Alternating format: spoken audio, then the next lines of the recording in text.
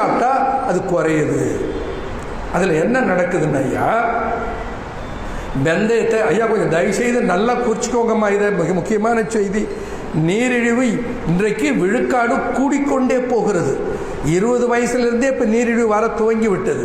முன்னெல்லாம் அது பணக்கார நோயின்னு சொன்னால், ஒரு வயசான நோயின்னு சொன்னால், இப்போ அதெல்லாம் மாறிப்போச்சு. ரொம்ப சின்ன வயசுலேயே வந்து பிடிச்சிக்குது. காரணம் என்னென்னா, நம்ம வாழ்வியல் மாற்றம், சோம்பேறி ஆகிட்டோம், உடல் உழைப்பு இல்லை, நிறைய இனிப்பு சாப்பிட்றோம், சீக்கிரமே நம்முடைய குளுக்கோஸ் ஜீரணம் பண்ணுற இன்சுலின் காலி ஆகி போகிறது. அது வேறு சப்ஜெக்ட், அதை பற்றி ஒரு நாள்லாம் பேசலாம். சரி, அதை விட்டுருவோம். இப்போ எப்படி சாப்பிட்றது?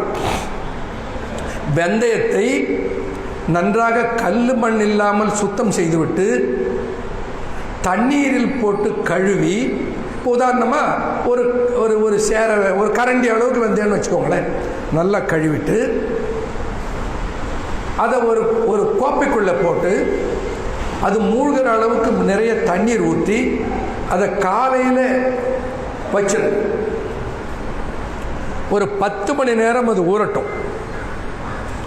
நன்றாக ஊறிய பிறகு ஒரு 10லேருந்து 12 மணி நேரம், அதுக்கு மேலே ஊற வேண்டாம், அந்த தண்ணியை முழுமையாக இருத்துட்டு நல்லா வடிகட்டிடணும். அதில் ஈரம் இருந்தால் அது அழுகி போயிடும். ரொம்ப முக்கியம். சுத்தமாக வடிகட்டிட்டு அதை ஒரு ஹாட் பேக், எல்லா வீட்லேயும் இருக்குது, இல்லை ஒரு துணியில் முடிஞ்சு, இல்லை ஒரு கப்பில் இருந்தால் அந்த கப்பை மூடி அப்படியே கமுத்தி, மூடுறதோட அப்படியே கமுத்தி வச்சுட்டு 36 மணி நேரம் அதை டிஸ்டர்ப் பண்ணாதீங்க. இப்போ சாயந்தரம், இன்னைக்கு இரவு கவிழ்த்தி வச்சுருக்கீங்க, அன்று இரவு ஒரு 12 மணி நேரம், அடுத்த நாள் பகல் ஒரு 12 மணி நேரம், அடுத்த நாள் இரவு ஒரு 12 மணி நேரம். மொத்தம் எவ்வளோ நேரம் ஆச்சு? 3 12 36. இன்னும் நமக்கு மரக்கணக்கெல்லாம் தெரியுது. இப்போ காய்கறி வாங்கினா கூட கால்குலேட்டர் இருந்தால் தான் பரவாயில்ல. Very good. ஸோ 36 மணி நேரம் முளைக்க வைத்த வெந்தயத்தை அப்படி திறந்து பார்த்தீங்கன்னா 1 சென்டிமீட்டர் நீட்டு முளைச்சிருக்கும். உங்களால் நம்பவே முடியாது. அப்படி முளைப்பு வெள்ளை விளையன்னு வெள்ளி கம்பி மாதிரி முளைச்சிருக்கும். அந்த வெந்தயம் தங்கம் மாதிரி பளபளன்னு இருக்கும். அதை எடுத்து ஆச்சரியம் காத்திருக்கிறது, அந்த வெந்தயத்தை மென்று சாப்பிட்டீங்கன்னா இனிக்கும், கசக்காது.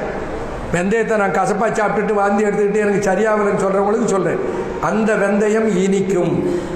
இனிக்குன்னா உடனே தேனா இனிக்குமா? சார் இல்லை, அது கசக்காது, சாப்பிட ருசியாக இருக்கும். எவ்வளவு சாப்பிடணும், உங்களுடைய உடலில் இருக்கிற சர்க்கரையுடைய அளவை பொறுத்து, உங்களுடைய வயதை பொறுத்து கொஞ்ச நாளையில் நீங்களே அதை தீர்மானித்துக் கொள்ளலாம். இது என்ன மாத்திரையா என்ன 500 mg to 1000 mg? அதெல்லாம் ஒன்றும் கிடையாது.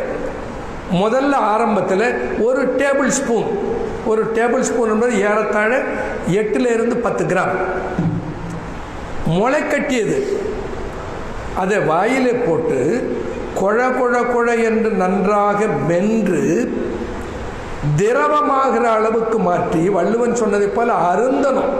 மருந்து என வேண்டாவாம் யாக்கைக்கு அருந்தியது அற்றது போச்சு. அருந்துதல் வள்ளுவனுக்கு தெரியாதா? உணவு சாப்பிட்றது, தண்ணீர் அருந்துவது, பானம் அருந்துவது தெரியாதா? அவன் ஏன் போட்டான்? அருந்து,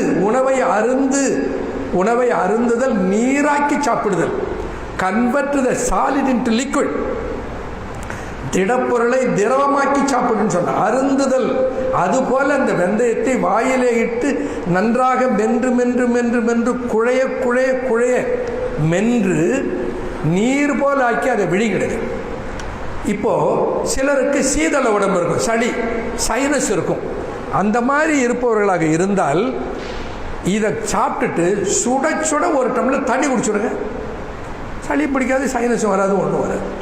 இல்லைன்னா சளி பிடிக்கும். அப்போ உடனே என்ன திட்டப்படாது, இவர் வெந்தயத்தை சாப்பிட சொன்னார், இந்த ஆள் பேச்சு கேட்டு சாப்பிட்டு எனக்கு சளி பிடிச்சிக்கிச்சு. அதுக்கு தான் மாற்று சொல்கிறேன். இப்படி சாப்பிடுங்கள். அளவை உங்கள் உடலுக்கு ஏற்றாற்போல் நீங்களே தீர்மானித்துக் கொள்ளுங்கள்.